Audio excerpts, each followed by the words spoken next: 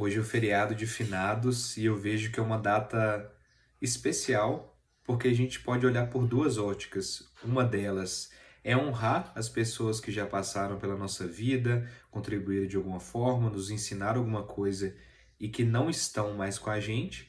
E a outra ótica é celebrar por você estar vivo, eu estar vivo e a gente poder aproveitar um pouco mais essa experiência nessa vida aqui na Terra.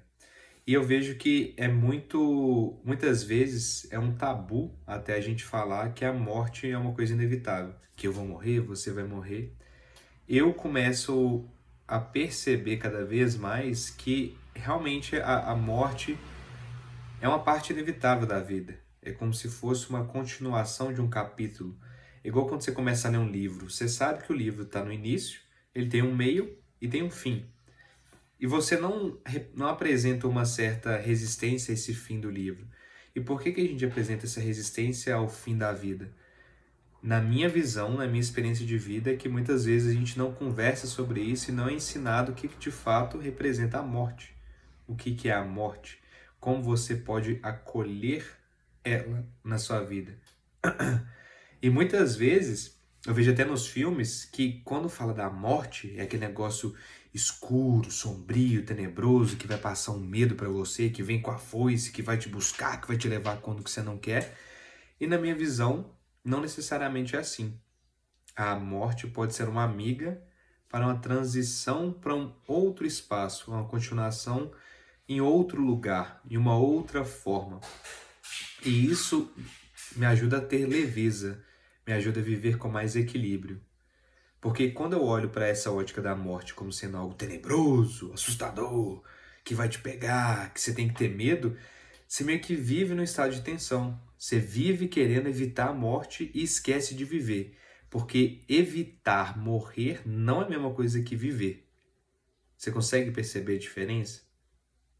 Viver, você está 100% conectado com o que está dentro de você, com seus objetivos, com as suas emoções, com os seus pensamentos, aonde você quer chegar, o que você quer construir, quais pessoas você quer ajudar e como você quer ajudar o mundo a se tornar um lugar melhor.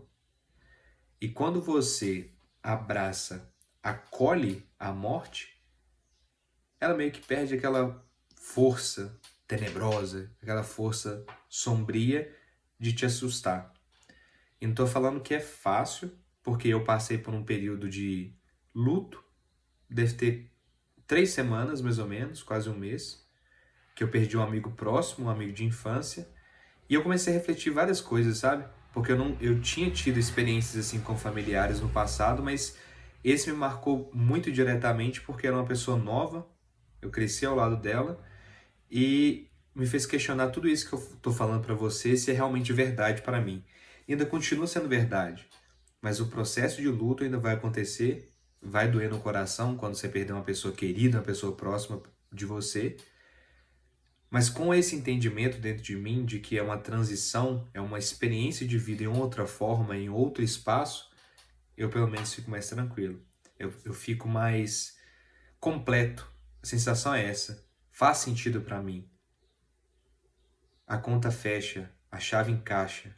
Essa sensação que eu tenho aqui dentro quando eu vejo que a morte é uma transição, é um período no qual a vida vai experienciar ela mesma em outro lugar. E eu tô filmando aqui com esse fundo, com esse ser aqui, não é à toa, porque ele é o maior exemplo disso. Ele morreu fisicamente, mas no mínimo 2000 anos depois ele está mais vivo do que nunca. E é exatamente isso que eu quero viver nessa vida. Eu, Rafaleto, eu quero deixar um legado, eu quero deixar uma mensagem de que a vida acontece antes da morte e também depois da morte. A mensagem pode ecoar pela eternidade. Aí eu quero te deixar com uma pergunta. Qual é a mensagem que você quer ecoar pela eternidade? Qual mensagem você quer construir e deixar de legado aqui no mundo? Pensa nisso.